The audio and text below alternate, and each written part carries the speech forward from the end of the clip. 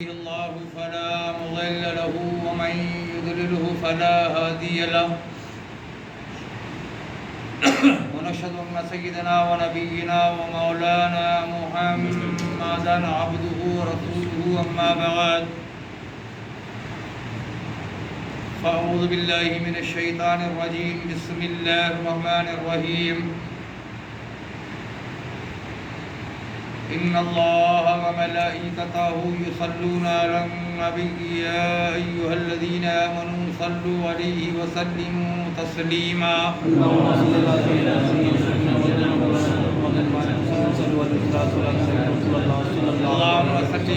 سيدنا مولانا محمد وبارك وسلم صلاة وسلاما عليك يا رسول الله صلی اللہ علیہ وسلم وعلى آلك وصحابك يا حبيب الله صلى الله تعالى عليك وسلم. محترم سامعین اکرام، محترم بزرگوں، میری قوم کے نوجوان ساتھیوں، عزیز بچوں، اے غوث اعظم اور غریب نواز کی محبت کا دم بھرنے والوں، اے اللہ کے ولیوں کی محبت میں اپنا سب کچھ نثار یعنی قربان کرنے والوں، اور اے میدان محشر کی تپتی ہوئی دھوپ میں نبی کی شفاعت کے امیدواروں، اللہ رب العزت کے کروڑا احسان کہ اس نے ہمیں آج کے دن کے لیے حیات بخشی یعنی زندگی عطا فرمائی، اور اس پر ہم تماموں کی خوش نصیبی یہ ہے کہ ہمیں ماہ ذی القعدہ کی آخری جمعہ میں صحت اور تندرستی دے کر نماز جمعہ کے بہانے مسجد میں آنے کی توفیق عطا فرمائی. محترم حضرات، ماہ رمضان المبارک کی رخصتی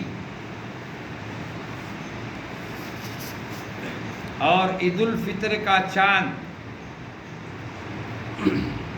یعنی عید رمضان کا چاند ہمیں یہ پیغام دیتا ہے کہ اے مسلمانوں تیار ہو جاؤ، اے ایمان والو تیار ہو جاؤ، اب تمہیں حج بیت اللہ کے لیے روانہ ہونا ہے. ماہ شوال المکرم، عید الفطر کا چاند یعنی ماہ شوال المکرم کا مبارک مہینہ. ماہ شوال المکرم کے بعد ماہ ذی القعدہ کا مبارک مہینہ، اور ماہ ذی القعدہ کا چاند جیسے ہی نظر آ گیا تو ماہ ذی الحجہ کا مبارک مہینہ شروع ہو جاتا ہے. اور یہ 3 مہینے حج کے مہینوں کے نام سے موسوم کر دیے گئے. یہ تینوں مہینے حج کے مہینے قرار دیے گئے،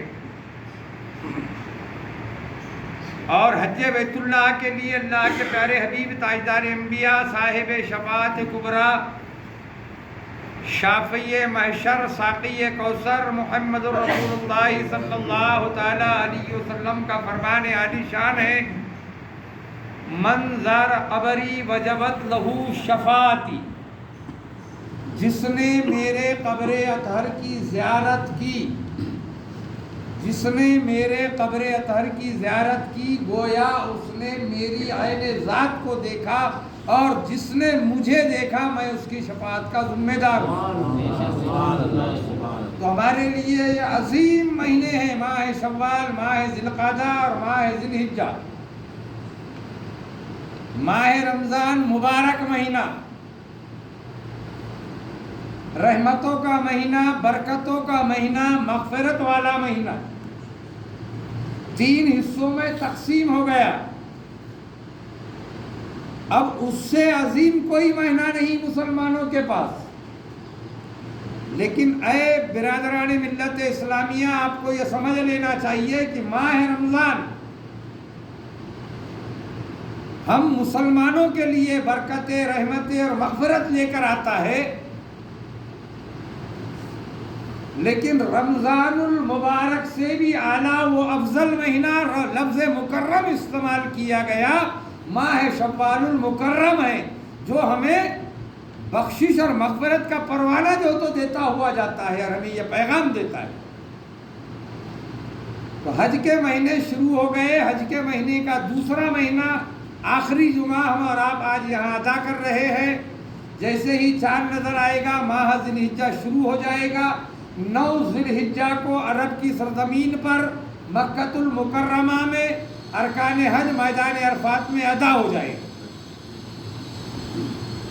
اعلیٰ حضرت امام اہل سنت مولانا شاہ احمد رضا خان قادری فاضل بریلوی رحمۃ اللہ تعالیٰ علیہ فرماتے ہیں کہ حاجیو آؤ شہنشاہ کا روزہ دیکھو، یعنی حج کا جو حج کے مکمل ارکان جب ادا ہو جا رہے ہیں اس کے بعد آپ فرما رہے ہیں کہ حاجیو آؤ شہنشاہ کا روزہ دیکھو، کعبہ تو دیکھ چکے کعبے کا کعبہ دیکھو، کعبہ تو دیکھ چکے کعبے کا کعبہ دیکھو، یعنی ہمارے آقا تاجدار انبیاء صلی اللہ علیہ وسلم کعبے کا کعبہ ہے، اس سے یہ پتہ چل رہا ہے یعنی کتنا اونچا مقام ہے مصطفیٰ جان رحمت محمد رسول اللہ صلی اللہ تعالیٰ علیہ وسلم کی شان ذات بابرکت کا کہ اعلیٰ حضرت فاضل بریلوی فرما رہے ہیں کہ کعبے کا کعبہ دیکھو۔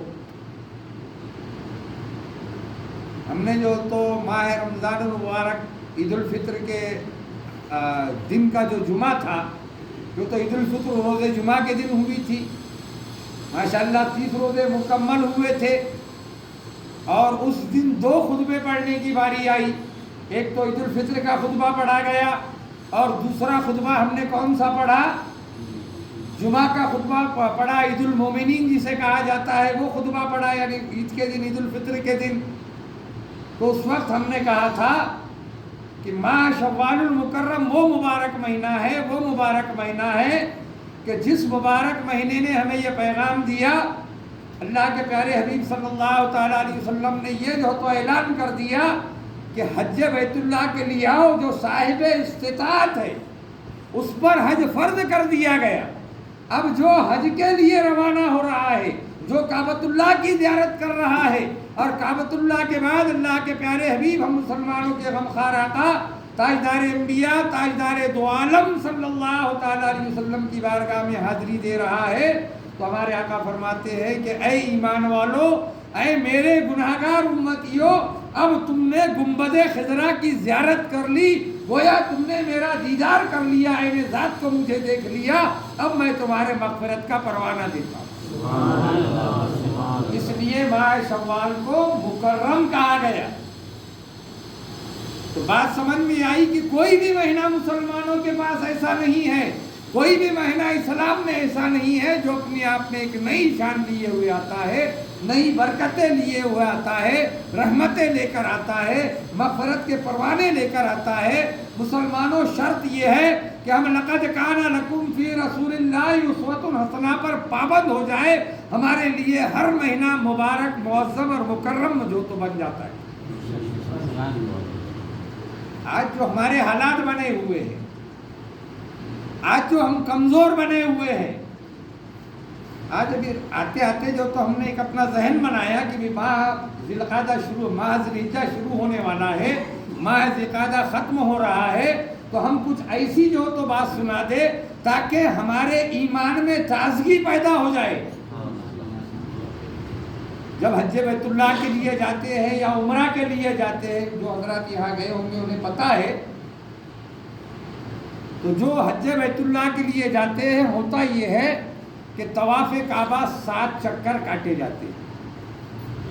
کعبے کا جو طواف کیا جاتا ہے تو 7 چکر کعبے کے کاٹے جاتے ہیں، 7 چکر لگائے جاتے ہیں۔ اب اس 7 چکر کو جب ہم لگاتے ہیں تو پہلے 3 چکر میں وہاں احرام کا دستور ہے، آپ کو پتا ہوگا کہ احرام باندھا جاتا ہے، یعنی سلا ہوا کپڑا آپ کو وہاں پہننا نہیں ہے کعبے کی زیارت کے لیے، آپ کو تہبند باندھنا ہے، اس کے اوپر آپ کو ایک شال جو ہو تو اپنے بدن پر ڈالنی ہے۔ لیکن جب آپ شال ڈال کر چلتے ہو اپنے بدن پر، سفید کپڑا پہننا ہے جسے عام طور پر ہمارے ہندوستان کی زبان میں کفنی کے نام سے جانا جاتا ہے۔ اس احرام کو ہم کفن بھی کہتے ہیں کہ وہ احرام ہم جب وہاں سے زمزم کے پانی سے ڈبو کر لاتے ہیں اور یہ وصیت کر دیتے ہیں کہ بھئی یہ ہمارے کفن میں بھی دے دینا، ہے نا، ہوتا ہے نا، یہ کپڑا ہمارے کفن میں دے دینا. تو اب وہ جو ہم جب شال اپنے بدن پر ڈال لیتے ہیں اور جب شال پہن کر ہم جو تو کعبے کی زیارت کی جو تو چکر جو تو شروع کر دیتے ہیں، لبیک اللہم لبیک لا شریک لک لبیک ان الحمد والنعمت لک والملک لک لا شریک لک لبیک، جب ہم یہ پڑھتے ہوئے جب چکر شروع کرتے ہیں تو ہوتا یہ ہے کہ ہم نے دیکھا وہاں پر جب ہم عام طور پہ جب پہلی مرتبہ گئے، یہ عام بن کر آپ کو سمجھا رہا ہوں تاکہ آپ کی سمجھ میں آ جائے کہ کعبے کی جو چکر لگائی جا رہی ہے وہ کیسی لگائی جاتی ہے. تو 3 چکروں میں اب ہم نے یہ سوچا تھا کہ بھئی کعبۃ اللہ میں ہم حاضری دے رہے ہیں، بیت اللہ میں حاضری دے رہے ہیں، اللہ کے مبارک گھر میں ہماری حاضری ہونے جا رہی ہے، تو ہمیں یہ کرنا ہے کہ ہم وہاں ادب سے چلیں گے. ہاتھ باندھ کے چلنا چاہیے تھا، سر جھکا کے چلنا چاہیے تھا، ہمارا یہ ذہن بنا. اور جب ہم نے یہ سوچ کر جب وہاں پہ جب داخلہ کیا تو ہم نے دیکھا کہ کچھ لوگ جو شال ہوتی ہے وہ شال جو تو یہ دونوں مونڈوں پر ڈھک کر جاتے ہیں جاتے وقت میں، لیکن جیسے ہی کعبے کی جو تو نیت کر لیتے ہیں طواف کعبہ کی، تو ہم نے دیکھا کہ کچھ لوگوں نے یہ جو مونڈھا ہے، یہ جو شانہ ہے ہمارا، جسے ہم ہماری زبان میں مونڈھا کہتے ہیں، اسے کھول دیا اور اس طریقے سے جو تو ڈال دیا. یہ کھلا رکھا اور کھلا رکھ کر جو تو ایسا جو تو چل رہے، سینہ تان کر چل رہے. اور ہمارا ذہن ہم نے بنایا تھا کہ بھی اللہ کی بارگاہ میں ہماری حاضری ہو رہی ہے، دنیا کے بت کدے میں پہلا وہ گھر خدا کا، ہم اس کے پاسباں ہیں، وہ پاسباں ہمارا اللہ کا پہلا مقدس گھر ہے دنیا کی سرزمین پر وہ. اب وہاں پہ ہمیں جانا ہے تو ہم نے سوچا تھا کہ ادب سے جائیں گے، اپنے سر کو خم کر لیں گے، ہاتھ باندھ لیں گے اور باادب چلیں گے وہاں پر ہم. لیکن ہم نے دیکھا کہ کچھ لوگ ایسے چکر لگا رہے ہیں، تو ذہن میں یہ خیال آیا کہ یہ تو اکڑ کر چل رہے ہیں، سینہ تان کر چل رہے ہیں، اور سینہ تان کے چلنے کے لیے تو اللہ کے پیارے حبیب صلی اللہ علیہ وسلم نے فرمایا کہ زمین پر اکڑ کر نہ چلو. اگر یہاں کوئی اکڑ کر چلتا ہے تو دنیا اس کو تانے دیتی ہے، یہاں کہتی کہ دیکھو کیسے اکڑ کر چل رہا ہے، کیسا مغرور ہو گیا ہے، کیسا گھمنڈ میں بھر چکا ہے کہ یہ سینہ تان کے چلتا ہے. اور وہاں اللہ کے جو تو اس مقدس گھر میں جو دنیا کا پہلا جو تو اللہ کا گھر ہے، اس گھر میں سینہ تان کر جو شانہ بشانہ باقاعدہ جو تو اپنے شانے کو کھلا رکھ کر چل رہا ہے ایسا اس طریقے سے. یہ کیا معاملہ ہے؟ یہاں تو ادب سے چلنا چاہیے. ہم جب مسجد میں جاتے ہیں تو ادب سے آ رہے ہیں نا، مسجدوں میں ہم ادب سے جاتے کیا نہیں، جبکہ اسے بھی اللہ کا گھر کہا جاتا ہے. عام طور پہ کیا کہا جاتا ہے کہ مسجد اللہ کا گھر ہے، یہاں ادب اور احترام سے آنا چاہیے. ہم اس نیت سے ادب اور احترام سے یہاں پر آتے ہیں. اب اللہ کا وہ مقدس پہلا گھر جہاں پر جو تو سینہ تان کر چلتے ہوئے نظر آئے، تو جب اس میں ہم نے غور کیا تو ہم نے سوچا کہ ہم نے جو تو ایک جگہ پڑھا تھا، ہم نے جب سوچا کہ یہ اکڑ کے چلنے کی کیا وجہ ہے. بھئی ہر چیز تو جو تو ایسی نہیں ہے، کچھ چیزیں ایسی ہے جو تجربہ ہوگا تب سمجھ میں آئے گی. ایک عالم دین یا ایک حافظ مکمل حفظ کر چکا ہے، اب اس کے بعد پہلی مرتبہ جب وہ نماز پڑھانے کے لیے کھڑا ہوتا ہے، پہلی مرتبہ جب وہ امامت کے لیے کھڑا ہوتا ہے، جب جو تو مجمع عام میں امامت کے لیے کھڑا ہوتا ہے کسی مسجد میں، تو ہم نے دیکھا کہ اس کی بوبڑی الٹ جاتی ہے ہماری زبان میں، وہ ادا نہیں کر پاتا ہے اپنے لفظوں کو، سورہ فاتحہ صحیح نہیں ادا کر پاتا ہے. تو لوگ کہیں گے کہ بھئی اس کو تو ہم نے حافظ کہہ کے امام کو، یہ کہتا ہے میں حافظ ہوں، اس کے پاس ڈگری ہے اور یہ تو سورہ فاتحہ نہیں پڑھ پا رہا ہے، یہ سمجھ لو گے. لیکن اصل یہ نہیں ہے، ہمیں تھوڑی نماز پڑھانے کا طریقہ سکھایا جاتا ہے کہ ہم پیچھے کھڑے اور تم نماز پڑھاؤ. اس وقت تو صرف تعلیمی دور ہوتا ہے، اور تعلیمی دور میں یہ تمام تجربات نہیں آتے کہ منظر عام پر لوگوں کے سامنے کھڑے رہ کے ہم جو تو خطاب کریں، لوگوں کو جو تو ہم نماز پڑھائیں. یہ سارے مسئلے نہیں ہوتے ہیں نا مولانا، یہ سب نہیں ہوتا ہے. اب یہاں پر جب وہ آ جاتا ہے اپنے جو تو محراب میں کھڑا ہوتا ہے جب مصلی پر، پھر وہ کانپنے لگ جاتا ہے، اس کی زبان سے الفاظ نہیں نکل پاتے ہیں. اس کی وجہ یہ ہے کہ اسے گھبراہٹ ہوتی ہے کہ کہیں میری زبان سے غلط نہ نکل جائے. یہ بنیاد پر اب ہم نے وہاں سوچا کہ یہاں پر کعبۃ اللہ کی سرزمین پر یہ سینہ تان کے چل رہا ہے، تو ہم نے جب پڑھا تھا وہ وہاں ذہن میں آئے. اب آپ سنو گے تو آپ کے ذہن میں وہاں آئے گا. اب آپ آج سن رہے ہو, ہم نے پڑھا تھا تو ہمارے ذہن میں آیا کہ یہ سینہ تان کے چلنے کی وجہ کیا ہے, یہ اکڑ کر چلنے کی وجہ کیا ہے, کیوں اکڑ کر چلا جا رہا ہے. اگر یہاں پر جو تو ہم ایسا اس طریقے سے چلیں گے تو آپ لوگ حضرت بہت مغرور ہے نا منا بھائی, کیا بولو گے؟ حضرت تو بہت مغرور ہے, ایسا سینہ تان کے چلتے, کل کو ملنے کا ان سے بولو گے نا آپ لوگ, سب لوگ کہو گے کہ نہیں ایسا وہ مغرور ہے نا. کیا نام ہمارے پٹیل صاحب آپ کا, کیا نام آپ کا؟ ہاں قاسم پٹیل صاحب ہے نا. تو یہ کیا بولتے ہیں حضرت سے نہیں ملتے, کیوں؟ ارے بولے بھیا بھائی آپ نے ایسے حضرت کو لائے, وہ تو جب چلتے تو یوں چلتے تھے, ہے نا رفیع تم ایسے ہی بولی. اور وہاں دیکھے ہم نے کعبۃ اللہ میں تو ایسا چل رہے ہیں, اللہ کی بارگاہ میں پہلے مقدس گھر میں ایسا چل رہا ہے بیت اللہ میں. تو فوراً ذہن میں آ گیا کہ ہم نے ایک کتاب میں پڑھا تھا, روایتوں میں جب ہم نے جو پڑھا تھا وہ ذہن میں آیا. ایک مرتبہ کا واقعہ ہے کہ کفار مکہ جو ہو تو بیت اللہ پر قابض ہے. اس دور میں کفار مکہ بیت اللہ پہ قابض تھے. ابو جہل کا دور تھا, ابو جہل وہاں کا متولی تھا, وہ قابض تھے, ان کا قبضہ تھا. تو مسلمانوں کو بڑی تکلیف دیا کرتے تھے کعبے کی زیارت کے لیے.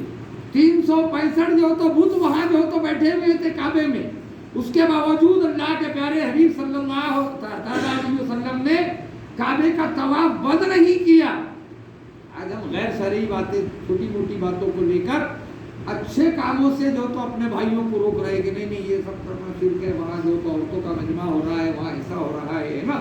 لیکن اب یہاں تو بت پرستی ہوتی تھی, اس کے باوجود اللہ کے پیارے حبیب صلی اللہ علیہ وسلم نے خانہ کعبہ کی زیارت نہیں چھوڑی, برابر زیارت کرتے رہے. اب ایک مرتبہ کا واقعہ ہے کہ جب آپ زیارت کے لیے کعبے میں پہنچے, مدینہ المنورہ سے جب آپ نے جو تو کعبۃ اللہ کی حاضری دی, ہوا یہ کہ مسلمان بڑے تنگ دست ہو چکے تھے. اور ہر دور میں, اس دور میں تو بہت زیادہ تنگ دست تھے. ہمارے آقا صلی اللہ تعالیٰ علیہ وسلم کے دور میں روایتوں میں آتا ہے کہ پیٹ پر پتھر باندھنے کی نوبت آتی تھی. بھوک سے جب ہلکان ہو جاتے تھے تو پیٹ پر پتھر باندھا کرتے تھے. تو ہمارے آقا کی بارگاہ میں آ کر عرض کرتے تھے, یا رسول اللہ صلی اللہ علیہ وسلم 3 دن ہو گئے, 4 دن ہو گئے, ہم نے کھانا نہیں کھایا, ہم نے پیٹ پر پتھر باندھا ہوا ہے کہ تو پیٹ بھوک کی شدت سے اندر جا چکا ہے, بڑی تکلیف میں ہے. تو ہمارے آقا صلی اللہ تعالیٰ علیہ وسلم نے کس طریقے سے پیغام صبر و رضا کا سنایا. تو صحابہ سے کہتے تھے, صحابہ جب پیٹ اپنا دامن اٹھا کر دکھاتے تھے پیرہن کا, تو ایک پتھر صحابہ کی جو تو پیٹ پر شکم مبارک پر باندھا ہوا ہے. تو ہمارے آقا صلی اللہ تعالیٰ علیہ وسلم نے اپنا پیرہن اٹھا کر دکھانا تو 3 پتھر باندھے ہوئے رہتے تھے کہ تم سے زیادہ جو تو میں بھوکو جو تو اپنی زندگی بسر کر رہا ہوں. تو مسلمانوں, یہ صبر و رضا کا پیغام بھی ہمارے آقا تاجدار انبیاء صلی اللہ علیہ وسلم نے ہمیں جو تو دیا کہ صبر و رضا کے دامن سے وابستہ رہنا. اب بات سمجھ میں آئی کہ جیسے ہی مسلمان جو تو زیارت کے لیے داخل ہوئے کعبۃ اللہ میں, تو ہوا یہ وہاں پر کہ داخل ہونے کے بعد کفار مکہ جو تو بیٹھے ہوئے تھے, صحن مکہ میں بیٹھے ہوئے تھے, اور دیکھا کہ مسلمان بالکل کمزور ہے, کھانے پینے سے جو تو محتاج تھے, کمزور اور لاغر ہے. تو ایک دوسرے میں چیم گوئیاں کر رہے ہیں, ایک دوسرے سے کہہ رہے ہیں کہ ارے یہ مسلمانوں کو تو مدینے کا بخار کھا چکا ہے, اور یہ کیا کعبے کا طواف کریں گے, ان کو کعبے کا طواف کرنے کی طاقت بھی نہیں ہے, ان میں سکت بھی نہیں ہے نا مولانا, یہی ہوا نا, ان میں کوئی طاقت نہیں ہے کعبے کی زیارت کرنے کی. کیوں؟ تو یہ تو کمزور اور بالکل لاغر ہو چکے ہیں, یہ کیا کعبے کی جو تو زیارت کریں گے. تو مسلمانوں کو احساس ہوا, اور ہمارے آقا صلی اللہ تعالیٰ علیہ وسلم کی بارگاہ میں عرض کرنے لگے, قربان جاؤ مسلمانوں, صحابہ کرام رضوان اللہ تعالیٰ علیہم اجمعین کے ذات بابرکت پر قربان جائیے کہ ہر بات کا سوال کیا کرتے تھے. صحابہ کرام نے سوال کیا, یا رسول اللہ صلی اللہ علیہ وسلم, یہ کفار ناہمدار تو کہہ رہے ہیں کہ ان مسلمانوں کو مدینے کا بخار کھا چکا ہے, یہ کمزور اور لاحق ہو چکے ہیں, یہ بھوک اور پیاس کی شدت سے نڈھال ہو چکے ہیں, یہ کیا طواف کعبہ کریں گے. اب یہ تو ہمارا مذاق اڑا رہے ہیں. ہمارے آقا صلی اللہ علیہ وسلم فرماتے ہیں کہ اے میرے صحابہ, گھبرانے کی ضرورت نہیں ہے, جس طریقے سے میں کعبے کا طواف کروں گا, جس طریقے سے میں کعبے کا طواف کروں گا اسی طریقے سے تم نے طواف کعبہ کرنا. ایک ایک سنت پر عمل پیرا تھے. میں نے قرآن مجید کی آیت کریمہ تلاوت کی. لقد کان لکم فی رسول اللہ اسوۃ حسنہ. تمہارے لیے بہترین نمونہ زندگی رسول کی ذات ہے, اسے اپنا لو, کامیابی اور کامرانی تمہارے قدم چھوئے. اب ہمارے آقا فرماتے ہیں کہ جیسے میں جو تو زیارت کروں گا, طواف کعبہ کروں گا, اس طریقے سے تم نے طواف کعبہ کرنا. اور ہمارے آقا نے جو تو تہبند باندھا, اپنے جو تو بدن پر شال ڈالی, اپنا ایک جو تو شانہ کھلا رکھا, اور کھلا رکھ کر جیسی کعبے کی زیارت کی نیت کی, اور نیت کرتے ہی آپ نے جو تو خود کو جو تو اکڑ کر چلنا شروع کیا. اور حکم یہ دیا تھا کہ جیسے میں کروں گا ویسے تم نے کرنا ہے. صحابہ نے دیکھا کہ ہمارے آقا اکڑ کر چل رہے ہیں, پہلوانوں کی طرح چل رہے ہیں, جیسا کھڑے میں پہلوان اترتا ہے اس طریقے سے چل رہے ہیں. ہمارے آقا صلی اللہ تعالیٰ علیہ وسلم نے 3 چکر جو تو ایسے اکڑ کر جو تو کر, جسے رمل کہا جاتا ہے ہماری زبانوں میں, علماؤں کی زبانوں میں, لیکن آپ کی زبان میں کہتا ہوں میں اس لیے کہ آپ کے سمجھ میں آ جائے. اب اس طریقے سے 3 چکر آپ نے پہلوانوں کی طرح اکڑ اکڑ کر جب چلے تو صحابہ بھی ان کے پیچھے اسی طریقے سے چل رہے تھے. کفار ناہنجار نے جب دیکھا, ابو جہل اور ابو جہلیوں نے جب دیکھا کہ ارے یہ مسلمان تو بالکل کمزور اور لاغر معلوم ہو رہے تھے, یہ تو بالکل جو تو ایک دم جو تو کمزوری کے جو تو مجسمے نظر آ رہے تھے, یہ تو حشاش بشاش سینہ تان کر چل رہے ہیں, تو ان پر ہیبت طاری ہو گئی. تو یہ وجہ ہے کہ آج بھی ہم جو تو ہمارے آقا صلی اللہ تعالیٰ علیہ وسلم کی یہ ادا اللہ رب العزت کو پسند آئی کہ اے میرے پیارے حبیب صلی اللہ تعالیٰ علیہ وسلم, جو آپ نے طریقہ کار اختیار کیا وہ طریقہ کار رہتی دنیا تک کے مسلمانوں پر واجب الادا ہے. اب وہی طریقہ جو تو ہم وہاں پہ ادا کر رہے ہیں, وہی طریقہ ادا کر رہے ہیں. اب بتائیے کہ ایک سرزمین وہ ہے, ارے بھئی اس کے باہر آپ سینہ تان کے نہیں چل سکتے. کعبے کے حدود کے باہر آ جاؤ تو سینہ تان کے چلو گے تو اللہ کے پیارے حبیب صلی اللہ تعالیٰ علیہ وسلم کی وعید ہے کہ سینہ تان کر زمین پر نہ چلو, زمین پر جو تو ادب اور احترام کے ساتھ چلو, اس لیے کہ کل تمہیں اسی زمین کے پیٹ میں جو تو دفن ہونا ہے. وہاں ادب سے چلو, زمین پر ادب سے چلو, زور سے پیر بھی رکھنے کا حکم نہیں ہے. بڑے ادب سے اور بڑی بالکل آہستہ سے اور نزاکت کے ساتھ تمہیں جو تو زمین پر قدم رکھنا ہے مسلمانوں. اب وہاں پر ہمارے آقا صلی اللہ تعالیٰ علیہ وسلم سینہ تان کر چلتے رہے, 3 چکر آپ نے کاٹے. صحابہ اکرام نے بھی اسی طریقے سے کیا. اور اس کے بعد جو تو کفار مکہ نے جب دیکھا تو کہا کہ یہ تو عجیب معاملہ ہے مسلمانوں کا, یہ تو عجیب جو تو ان میں قوت عطا ہو گئی. تو شاعر مشرق علامہ اقبال فرماتے ہیں کہ ہر مسلمان رگے باطل کے لیے رشتر تھا. کیا فرماتے ہیں کہ ہر مسلمان رگے باطل کے لیے نشتر تھا, وہ اپنے آئینے ہستی میں عمل جوہر تھا, جو بھروسہ تھا اسے قوت ایمان پر تھا. کیسی ایمان کی قوت تھی, اللہ کے پیارے حبیب صلی اللہ تعالیٰ علیہ وسلم کی ایک ایک سنت پر عمل پیرا تھے. اللہ کے پیارے حبیب صلی اللہ تعالیٰ علیہ وسلم کی ایک اشارے پر اپنی گردنیں جو تو کٹانے کے لیے تیار تھے.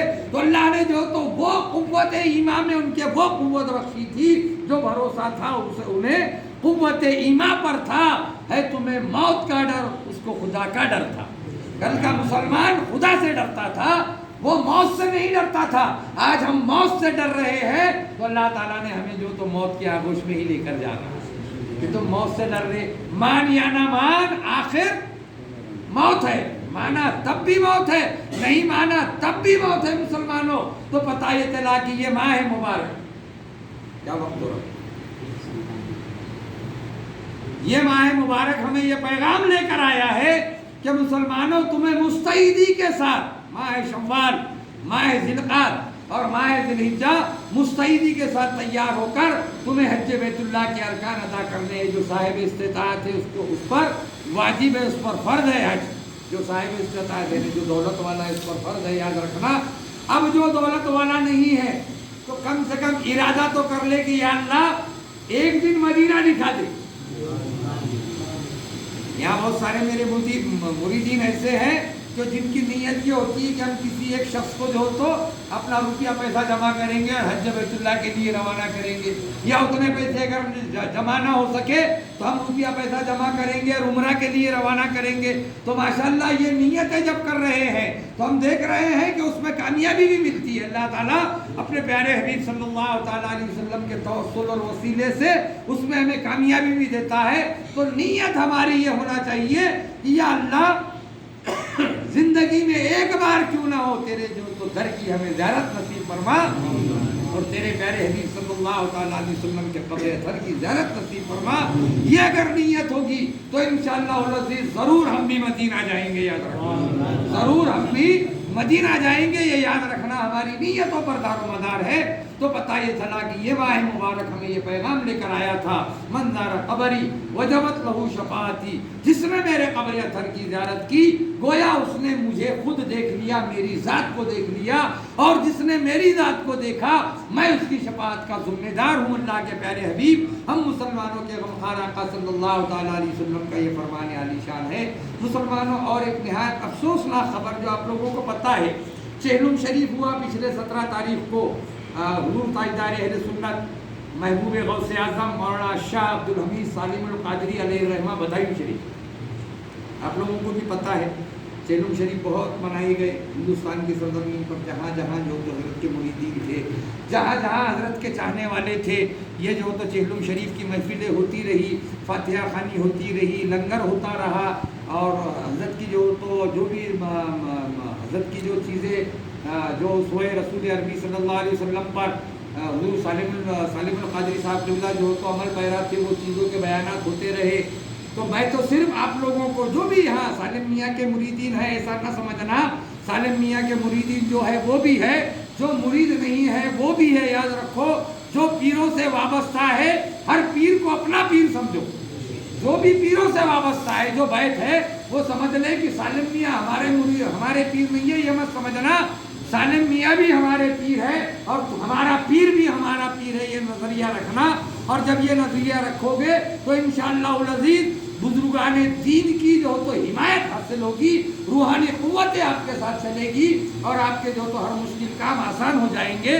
تو ہم نے دیکھا کہ تاجدار اہل سنت مولانا شاہ عبد الحمید سالم القادری علیہ رحمہ اس دنیا فانی سے 26 رمضان المبارک کو رخصت ہوئی۔ سب کو پتہ ہے نا آپ لوگوں کو کہ نہیں؟ ہے سب کو پتہ ہے، جو مرید ہے اسے بھی پتہ ہے، اور جو سنی ہے اسے بھی پتہ ہے، جو سنی ہے اسے بھی پتہ ہے۔ تو شرطیہ یہ ہے مرید سے پہلے سنی بن جاؤ، اگر سنی ہوں گے تو اللہ کے ولی کی جو تو معاملات میں جو تو آپ کو معلومات ملتی رہے گی، جو تو سنی ہی ہے۔